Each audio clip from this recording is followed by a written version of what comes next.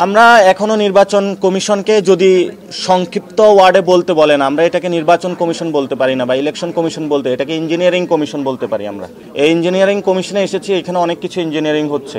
So engineering কমিশনের জায়গা থেকে আমরা আমাদের ফাইটটা করে যাচ্ছি এবং সেই ফাইটিংয়ের জায়গায় আমরা শাপলাকলি অ্যাপ্লাই করেছি, বাট এখানে আমরা বলে যাচ্ছি যে ইলেকশন কমিশন যথেষ্ট স্বেচ্ছাচারী আচরণ করছে এবং ভবিষ্যতেও বাংলাদেশের মানুষের সাথে করবে।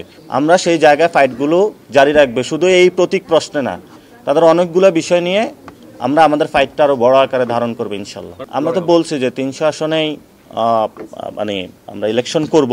এবং আজকে সকালবেলা আমি এক রেস্টুরেন্টে খেতে গিয়েছিলাম, সেখানে হলো তার কাছে 25 লাখ টাকা চাঁদা চেয়েছে একটি নির্দিষ্ট দলের। প্রথম আমাদের নৈতিকতার জায়গার ভিত্তি থেকে যদি কেউ সংস্কারের বিরোধী হয়, সংস্কারে যদি তারা আসে সেখানে আমরা ভেবে দেখতে পারবো, এটা হলো একটি বিষয়।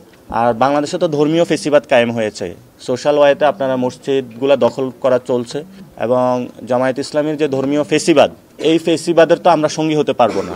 আবার বিএনপির যে চাঁদাবাজি সন্ত্রাস, এটারও সঙ্গী হতে পারবো না। ফলত আমরা চাই দুইটি দলে আগামীর পার্লামেন্টে আমরা সংসদ করি, সবাই থাকি, সেখানে সন্ত্রাস, চাঁদাবাজি, দুর্নীতি এগুলো না থাকুক, ধর্মীয় ফেসিবাদও না থাকুক, একটি সুন্দর বাংলাদেশ আমরা প্রত্যাশা করি। সেই প্রসেস বা জায়গাটা নিয়ে আমরা কাজ করছি। আমরা আপাতত এখনো জোটের কোনো চিন্তা করি না, তবে আমরা বলেছিলাম যদি বিএনপি সন্ত্রাস, চাঁদাবাজি, দুর্নীতি এগুলো ছেড়ে আসে এবং সংস্কারে তারা পক্ষে থাকে, সেটাও আমরা ভেবে দেখবো। আবার যদি জামাত ধর্মীয় ফেসিবাদ এবং ধর্মীয় যে বিভাজনের সৃষ্টি রাজনীতি বাংলাদেশে করতেছে, সে জায়গা থেকে সরে আসে, সেটাও আমরা ভেবে দেখব। তবে আমাদের প্রাইম কনসার্নের জায়গাটা হলো চাঁদাবাজি, সন্ত্রাস এবং দুর্নীতি, বাংলাদেশে যে ধরনের গডফাদারদের রাজনীতি, এটির বিরুদ্ধে আমরা দাঁড়াতে চাই। তো বিএনপি যদি এখানে সরে আসতে পারে তাহলে সেখানে ইনশাল্লাহ কথা হতে পারে, আর যদি সরে না আসে তাহলে তো আমাদের কিছু করার নাই। এটা এখন বল বিএনপির কোর্টে, বিএনপিকে ভালো হবে নাকি হবে না। না, লেভেল প্লেইং ফিল্ড তো এটা নিয়ে অনেক দলে আপত্তি জানিয়েছে, এটা ফুল আমাদের কাছে মনে হচ্ছে না। আর ইসির হাতে এখনো ক্ষমতাটা আসে নাই, মূলত আপনি ফুল এখনো ইসিকে বলতে পারবেন না। এবং বর্তমানে তো সরকারের কাছে যে বা জননিরাপত্তার জায়গাতে স্বরাষ্ট্র উপদেষ্টাই দেখছেন, তো সেই জায়গায় বাংলাদেশের নিরাপত্তা কিন্তু খুব নাজুক পরিস্থিতিতে রয়েছে। তো নিরাপত্তাটা ওনারা ডেভেলপমেন্ট করার চেষ্টা চালাচ্ছে, কিন্তু আমরা আশাবাদী যে আমরা একটা জায়গায় যাব। এবং তবে যাই কিছু হোক না কেন, এর মধ্যে কিন্তু আমাদের ইলেকশনে যেতে হবে, ইলেকশনটা দ্রুত। কারণ এখানে আপনি দেখেছেন শেখ হাসিনা রয়টার্সকে সাক্ষাৎকার দিয়েছে এবং আওয়ামী লীগকে নিয়ে আসার জন্যই অনেকে প্রচেষ্টা চালাচ্ছে। সেই জায়গা থেকে আমরা চাচ্ছি যে একটি স্টেবল গভর্নমেন্টের দিকে যেতে এবং সবাইকে একটি সুন্দর প্রক্রিয়াগত জায়গায়, ঐক্যের জায়গাতে নিয়ে আসতে। এখন গণভোট নিয়ে হলো বিএনপি এবং জামাত হলো মুখোমুখি অবস্থানে রয়েছে।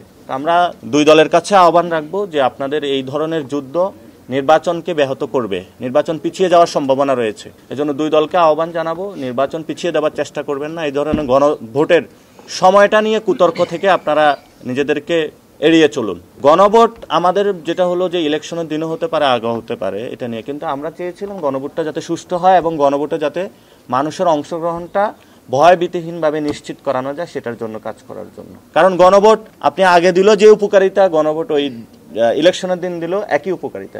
কিন্তু এখানে কথা হয়ে থাকে যে গণভোটটা আগে হলে মানুষের মধ্যে একটা উদ্দীপনা, সংস্কার নিয়ে কাজ করবে, প্রচারণা বেশি করতে পারবে, সেটার একটা পজিটিভ দিক রয়েছে। কিন্তু আমরা এখানে ফ্লেক্সিবল, গণভোট ওই দিনও হলো যে ফলাফল আসবে, আগে হলো একই ফলাফল আসবে। ফলত যেই ফলাফল একই, সেটা নিয়ে কেন দুই দল মারামারি করবে বা আমরাও মারামারিতে অবতীর্ণ হবে, এটার কোনো যৌক্তিকতা নেই।